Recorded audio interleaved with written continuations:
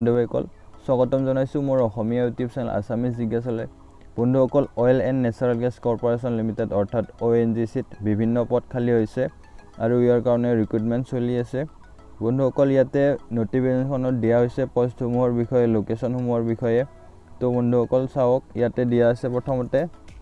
দেহৰাদুনত একাউণ্টেণ্টৰ কাৰণে আছে প্ৰায় 10টা সিট এসসিৰ কাৰণে 2টা এসটিৰ কাৰণে 3টা ওবিসিৰ কাৰণে 2টা আৰু আনৰিজাৰ্ভৰ কাৰণে 3টা ঠিক তেনেকৈ এসিস্ট্যান্ট হিউম্যান ৰিসোৰ্সৰ কাৰণে দিয়া হৈছে টোটাল 10টা সিট এটা এসটিৰ কাৰণে তাৰ পিছত ওবিসিৰ কাৰণে এটা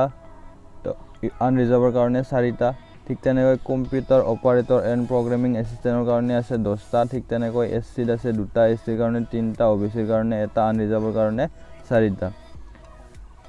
তো OVL দিল্লীত আছে একাউণ্টেণ্ট এসিস্ট্যান্ট ৰিসাৰ্চৰ কাৰণে 10টা এসসিৰ কাৰণে 2টা এসটিৰ কাৰণে এটা ওবিসিৰ কাৰণে 2টা আনৰিজাৰ্ভৰ কাৰণে 3টা তো এনেকৈ সেন্টাৰ আৰু পোষ্টসমূহ আৰু সিটসমূহৰ ভাগ কৰি দিয়া হৈছে আপোনালোকে নটিফিকেশ্যনত চাব পাৰিব তাৰ পিছত বন্ধুসকল আছে এলিজিবিলিটি ক্ৰাইটেৰিয়া এজ কিমান হ'ব লাগিব নটিফিকেশ্যনত সকলো বিষয় দিয়া হৈছে ইয়াতে দিয়া আছে এজ মিনিমাম হ'ব লাগিব 18 ইয়াৰ্স তাৰ পিছত ম্যাক্সিমাম এজ হ'ব লাগিব 24 ইয়াৰ্স জেনাৰেলৰ কাৰণে 24 ম্যাক্সিমাম তাৰ পিছত ৰিজাৰ্ভেশন আছে এসসিৰ কাৰণে 29 ইয়াৰ্স 27 ইয়াৰ্স আৰু পাৰ্সন উইথ ডিসেবিলিটিৰ কাৰণে 34 ইয়াৰ্স হ'ব লাগিব তো ইয়াতে ৰিলেক্সেশন বিলাক এনেকুৱা ধৰণৰ দিয়া হৈছে এসসিৰ কাৰণে 5 বছৰ ওবিসিৰ কাৰণে 3 বছৰ তাৰ পিছত পিডব্লিউ কাৰণে আপ টু 10 ইয়াৰ্স এইবিলাক তাৰ পিছত এসসি এসটি পিডব্লিউৰ কাৰণে 15 ইয়াৰ্স তাৰ পিছত দিয়া আছে এডুকেশনাল কোৱালিফিকেশন অৰ্থাৎ আপোনাৰ এডুকেশনাল কোৱালিফিকেশন কি হ'ব লাগিব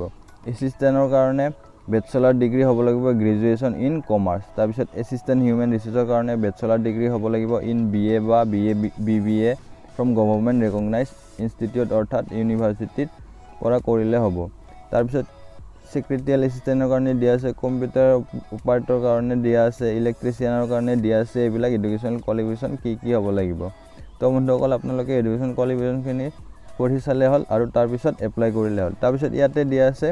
মিনিমাম 45 মাৰ্ক হ'ব লাগিব যিবিলাকে এপ্লাই কৰে তাৰ পিছত OBC ক্যান্ডিডেটৰ কাৰণে 45 মাৰ্ক সৰি SC STৰ কাৰণে 40 মাৰ্কস হ'লে হ'ব তাৰ পিছত সিলেকশন প্ৰসেস দিয়া আছে সিলেকশন প্ৰসেস হ'ব পাৰ্সেন্টৰ ওপৰত ডিপেন্ড কৰি যিমান পাৰ্সেন্ট বা যিমান মাৰ্ক ষ্টুডেন্টজনে পাইছে পৰীক্ষাত তো বন্ধুসকল ইয়াৰ কাৰণে এপ্লাইৰ কাৰণে ওয়েবসাইটসমূহ দিয়া হৈছে এইবিলাক অফিচিয়েল ওয়েবসাইটত আপোনালোকে এপ্লাই কৰিব পাৰিব মই নটিফিকেশ্যনৰ লিংকটো ডেসক্ৰিপচনত দি দিম তো বন্ধুসকল আজিলৈ ইমানে যদি ভিডিওটো ভাল পালে লাইক কৰিব শেয়াৰ কৰিব আৰু সাবস্ক্ৰাইব কৰিব চেনেলটো ধন্যবাদ